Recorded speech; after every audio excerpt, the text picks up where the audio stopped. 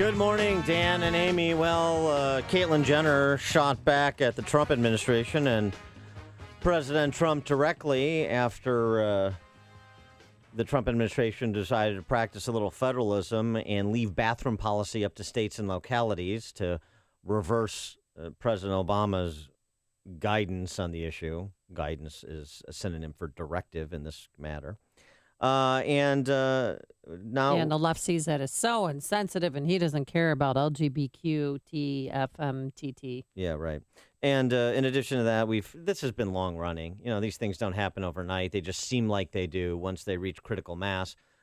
We've talked years ago about the French eliminating mom and dad on official government documents, parent one and parent two. This is all part of the redefinition, and so you start to redefine institutions like marriage, and you don't get to call stop in terms of where the redefinition ends. And now, of course, the matter at bar is gender. And we talked about what's happening in sport, including at the grade school and high school level, like this woman taking testosterone shots who just won the Texas girls state wrestling title to some controversy as she is transitioning to a boy, but under Texas guidelines, she must... Since her birth certificate says she's a female, right. She must wrestle female. You play the sport that's according to your biology, not according to your desire. It's an unlevel playing field. It's not fair. Well... I mean, I coach girls' sports. It's not fair. You're not getting with the times. And what are those times, and where does this all end? And how does it end other than badly? For more on this and answers to those questions, we're pleased to be joined by Ashley McGuire. She is the author of the new book, Sex Scandal, The Drive to Abolish Male and Female. Ashley, thanks for joining us. Appreciate it. Hey, thanks for having me on.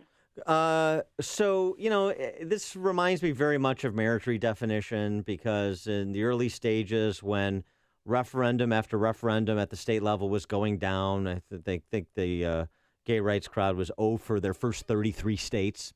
The argument that was made by people who didn't support redefinition was, look, most people in America oppose it, which is true. It's losing at the local level, which was true.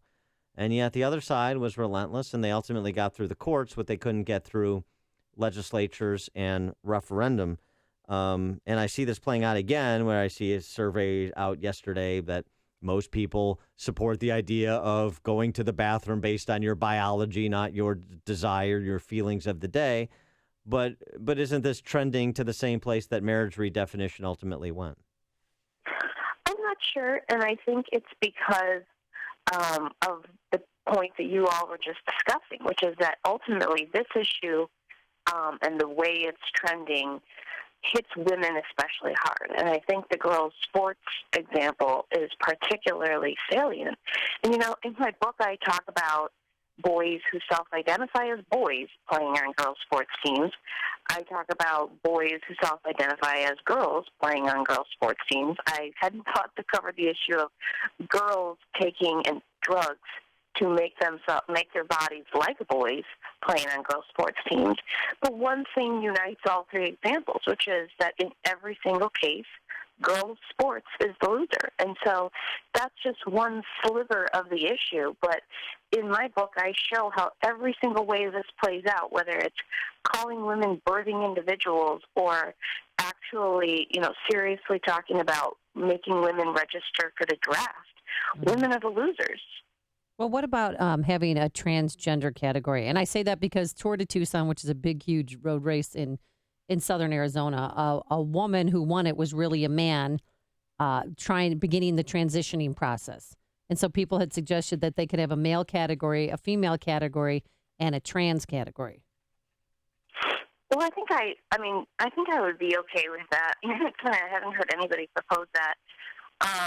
And that's fine. You know, I think the idea with girls' sports in Title IX was that, you know, Title IX was created, when we talked about sex discrimination, it was discrimination against women. And women fought for that for decades, not just in sports, but in a number of different other aspects of society. And suddenly, you know, you're seeing women be like, wait, whoa, if Title IX suddenly means discrimination on the basis of gender, which, whatever that is, that can be defined by anyone at any time, then suddenly women's rights has a giant question mark over it. Well, yeah, but here's the problem. The left is, and including all those women you saw at the P March in D.C. a couple weeks back, they're so beset by hypocrisy because they're so persuaded by bigot baiting that they will act against their stated interest for women's rights, as you're describing. It seems to me that the consequences have to be visited upon people before they fully internalize them. I think that's right, and I think that they don't want to accept the consequences. Another example that I give in the book, and this one I think really resonates with people, is what's happening on college campuses. You have college dorms are now overwhelmingly co-ed, many by floor, many by hallway, many by bathroom, including the showers, and now increasingly by dorm room. But then at the same time, you have this horrific rape crisis epidemic, but the schools just can't seem to accept that, one is helping to cause the other, even though the numbers show something like 75 to 80% of sexual assaults are happening in campus dorms.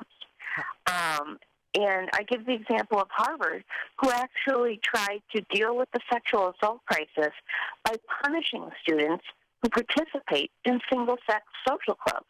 And what they weren't expecting was the women who came marching through the campus by the hundreds saying, you're taking away our safe spaces. Many of these were women who were victims of sexual assault.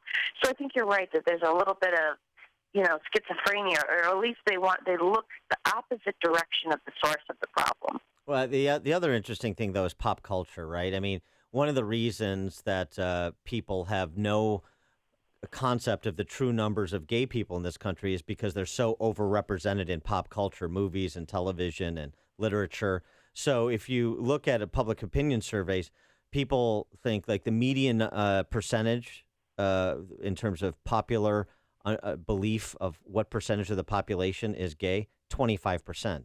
The actual numbers, 2%.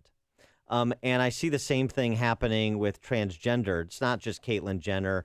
On this season of Billions, which is a popular Showtime show, they've introduced kind of this gender-bending character that's poised. It's only the second episode on Sunday night, but poised to be the hero of the a protagonist in the series and so forth.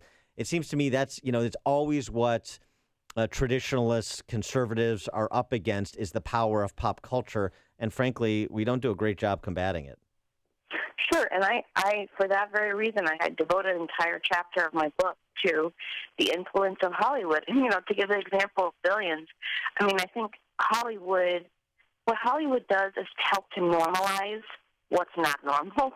And that show also sort of tries in a sort of creepy way to normalize violent sexuality, much like 50 Shades of Grey. But, that's a little bit of an aside. But no, I think you're right. You have Miley Cyrus saying she's pan-gender and, all of these starlets talking about feminism, while at the same time singing very sort of violent, degrading lyrics against women. So what do you see, the male and female roles in society, say, 10 years from now? Well, I don't know. I think we're sort of at a crossroads because on the one hand, you have everything we're talking about going on. But on the other hand, you're seeing this sort of parallel trend towards not more traditional roles, but towards sanity, I guess. I mean, on the one hand, you see, I think, a younger generation of women pulling away from the sort of radical feminism that says that gender equity is only you only get that when men and women are bringing home the same paycheck and splitting the chores 50-50. I mean, among my generation of millennial moms, that is not the case. We're much more inclined towards flexible work, towards staying home more. We're less interested in the mommy wars.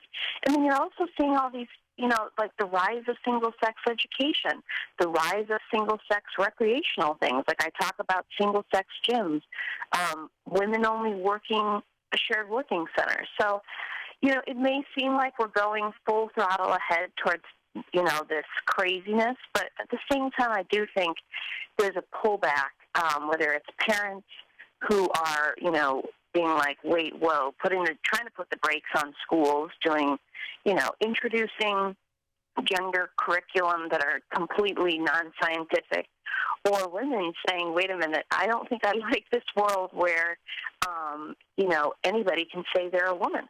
Yeah. Well, on that hopeful note, she's Ashley McGuire. She's the author of the new book, Sex Scandal, The Drive to Abolish Male and Female. Ashley, thanks so much for joining us. Appreciate it. Yeah, thanks for having me. Thanks, Ashley. And she joined us on our turnkey.pro answer line.